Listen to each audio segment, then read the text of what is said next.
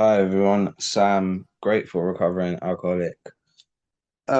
This group really does mean a lot to me. It helped me out, when I came into this group. Yeah, I was not in a good place. I was in a very, very bad place.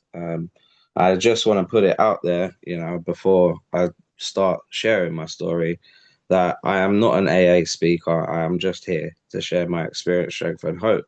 So, whatever comes out because that's the best way I've been told to do it. So, you know, first, I'll start from my childhood. I was adopted when I was 9 weeks old, but I didn't actually find that out myself till I was 13 years old when I overheard a conversation from my adoptive parents talking about it.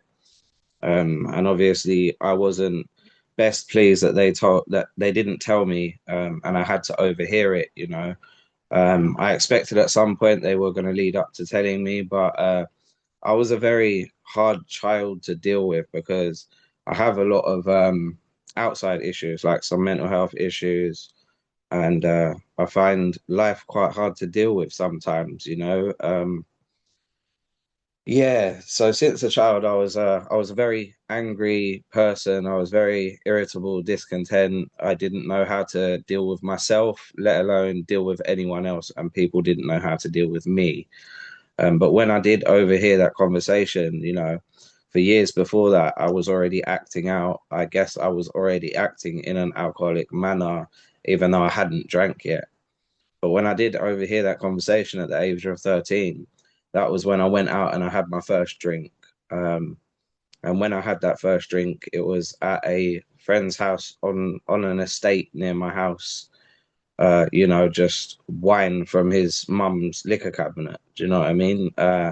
So it wasn't the best experience, but at the same time, as soon as I had that drink, it gave me that calmness and took away all my feelings. And yeah, I knew it was a problem from the day that I drank.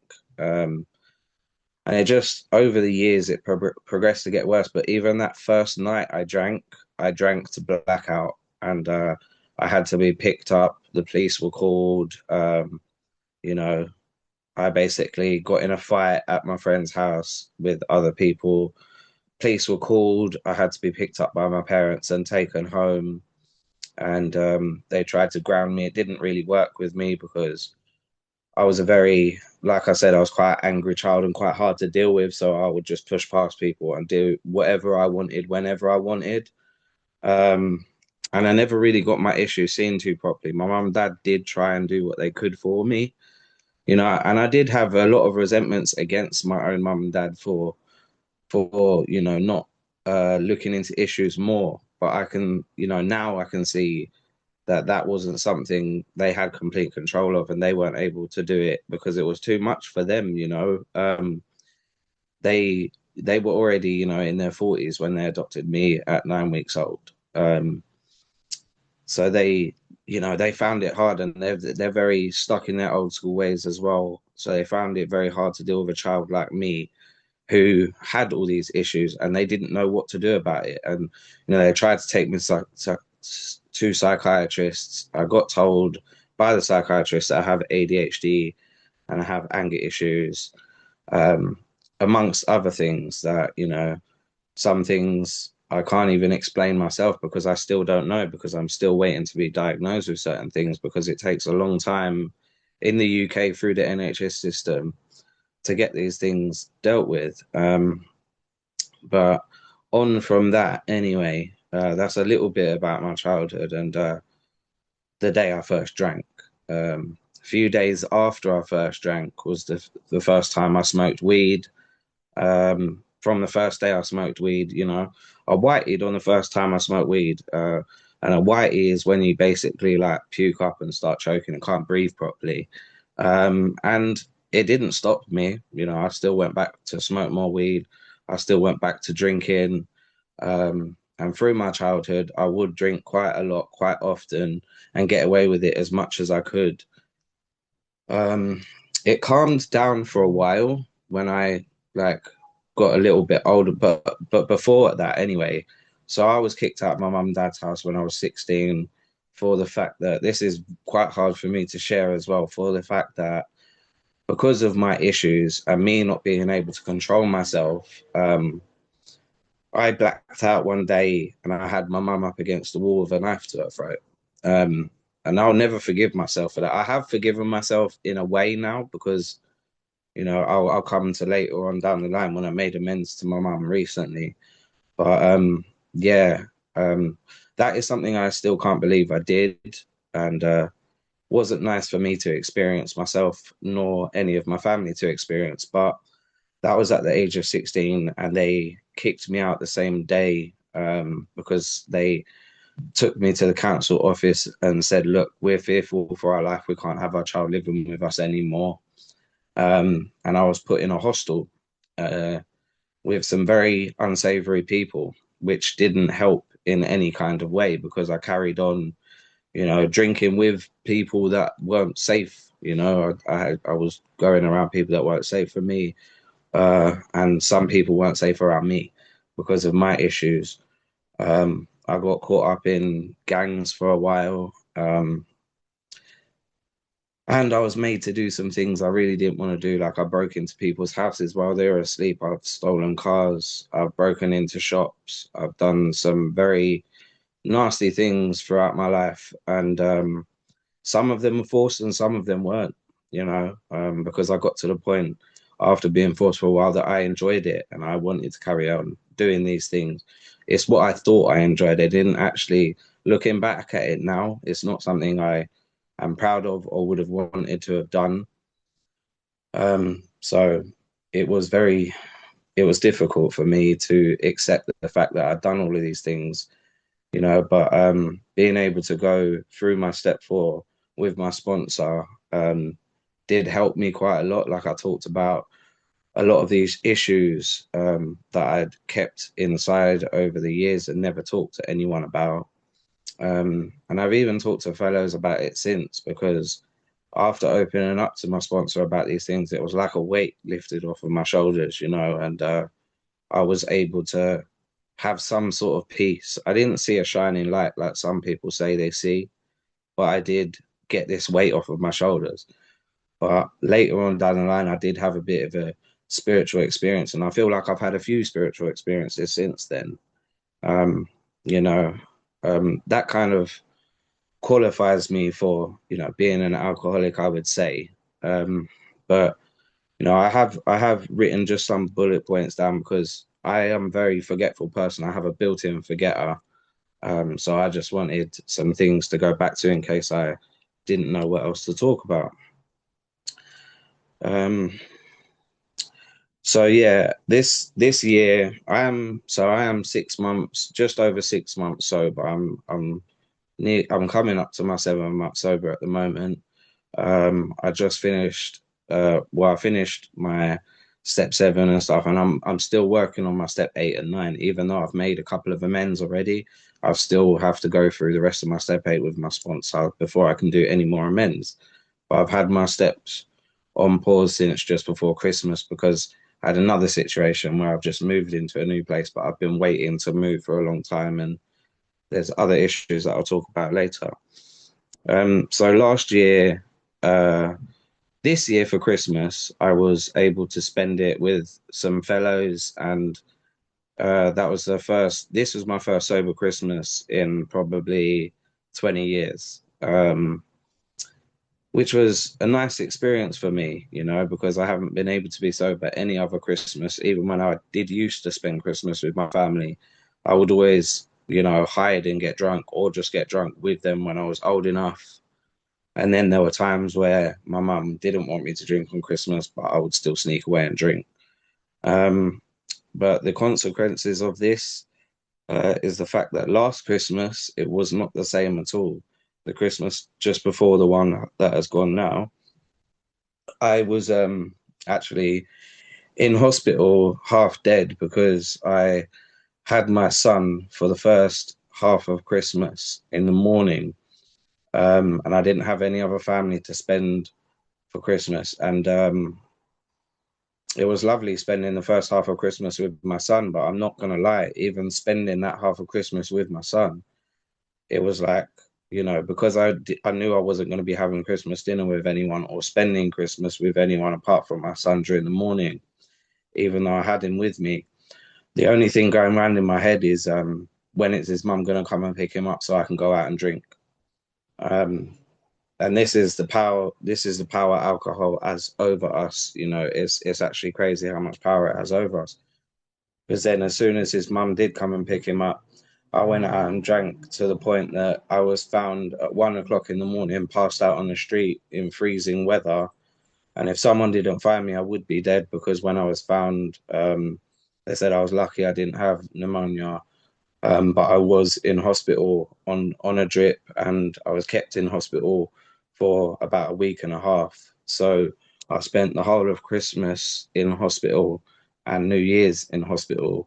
Whereas this year, I got to spend Christmas with fellows, and then I got to spend New Year going to an AA sober party, a New Year's sober party, and doing a countdown with loads of other fellows, which was a beautiful thing. And I really didn't think that I would get to 6 months sober, let alone a month sober, because the first time I came into AA, because this is my second time in AA, and the first time I came in was because a neighbor of mine suggested it to me. Um, because I used to, so I was in a relationship with my ex-partner for about 5 years, and through that relationship, the beginning of the relationship was great, but after a while it became very toxic, and neighbors would hear us arguing, and both of us intoxicated while around my son. Um, and one of my neighbors came up to me one day and suggested, maybe you should go to AA. And I never wanted to at first, but then it comes to a point where I was like, well, let me go and try it. And I started doing online meetings, and I got to 32 days sober. But even in those 32 days, it wasn't fully sober because I smoked weed a couple of times in those 32 days. I was sober from drink for 32 days, but I wasn't completely sober because I did smoke weed a little bit in between those 32 days. And I did get a sponsor in between those 32 days. It was about 4 days after going to online meetings, I got a sponsor. I tried to listen to him, but I didn't take him seriously enough, and I didn't take the program seriously enough. I didn't want to hear it. I didn't like the suggestions. I didn't like everything that everyone was telling me to do, and I thought it was way too much, and I just wanted to leave. But I did still keep going to online meetings, and I did listen to some of the suggestions from my sponsor, but I didn't do any step work. We tried to start doing step work. I did not want to completely admit that I was powerless over alcohol, that I had powerlessness over it. So, and then the second time I told my sponsor then that I'd smoked weed again, he dropped me. And a day later, I went back out there for the worst few months of my life because in that few months, I was drinking every day I could. And before that, I was drinking every day I could before the first time I came into AA because got to the point where I couldn't wake up in the morning without having a drink because I was shaking so badly. I would be dry heaving. I would have to force myself, like put my fingers down my throat and force myself to be sick, have a drink, be sick again, then be like, okay, well, now I've lined my stomach, I can drink for the day. And that's that crazy thinking, it's like that is powerlessness. And I couldn't see that the first time I came in. But this time, the reason I came in this time was because I put my son's life in danger. This is a difficult subject for me to talk about, but it's something that needs to be shared. And I do sometimes feel like I'll be judged, but I know this is a program where we're not supposed to judge each other, but it's more important for me to share the message so other people can understand how powerful this alcohol is. And so I put my son's life in danger because I went to this family festival that happened on my street every year. And, I was pushing my son around in the pram. We were having a great time. I wasn't drinking at first. I was actually sober for 2 days before I went to this festival because I knew that I was having my son and I wanted to try and be the best that I could be. That still that still didn't make it any better because I ended up bumping into some people in the festival that I used to drink with a lot, and they, they were kept saying to me, "Oh, why don't you have a couple of drinks? It's okay, it doesn't matter." Loads of parents drink when they're with their kids, and after a while, I gave in and I started having some drinks, and it became from a free prosecco at the festival to me going to a shop to get my drink of choice, which was these. If you look up online, there's these little bottles called Magnums, and they're a Jamaican tonic wine, which is 16.5% per bottle. And I used to drink them like they were nothing. They were just they would go down so easily for me. It was like they're one of those drinks you're really meant to sip on, but I would down the whole thing in one. So it ended up with me going to a shop to buy two. Half an hour later, I'd gone to a shop again. This time I bought three. And before I knew it, I was basically blackout drunk. And, I was talking to someone while I was blackout drunk. This is what I was told by someone else. I was talking to them while I was blackout drunk. They didn't notice, and I didn't notice that my son had got out of the pram and wandered off. Um, yeah, it's really difficult for me, but he wandered off. Luckily, he was found within 20 minutes. He was still on my road. He had actually gone to there's because CCTV was looked at later on. I'll get to that later on, but he went to there's a park on my street like with a playground in it that I would always take him to, and he went there and he came out of there, and then he was back on my street again, and he was found on my street. But at that point, I'd already called the police on myself. I was more worried about my son than the consequences that were going to happen to me. I didn't care what was going to happen to me. I wanted my son to be found and safe, even in my alcoholic mind. So I got arrested. My son was taken to hospital to be checked over. He was completely fine. There was nothing wrong with him. Um, so I got arrested. I didn't even go to sleep in the cell for ages. I managed to get about an hour sleep in the cell after being in there for already about 12 hours. Um, and then I was woken up and taken for an interview. And I said in the interview, I could have gone no comment, but I didn't. I said in the interview, this is my fault. This is because of my drinking. I'm an alcoholic. I admitted it, and I took whatever consequences were coming to me. I was released after the interview. My son was back in the care of his mum, and I had social services come and visit me a few days later, um, and basically tell me I'm not going to be allowed to see my son at the moment, and that I have to go through all of these meetings with social services. And I've been doing that for a while now. It's been 6 months that I've been working with social services. And after, like 2 months of working with them, I got to see him once. It was a contact where the social worker was there, and brought him to me after school, and I would spend a little bit of time in the park with him. And I was 2 months sober at this point because of the fact that that gave me the gift of desperation after waking up in that cell, going through the interview and coming back out. I went straight back home and I emptied every single bottle I had in my house, and I threw away everything, so nothing was left in my house. Um, and I tried to just go to sleep for a few days, and I would sleep on and off until these social workers came around.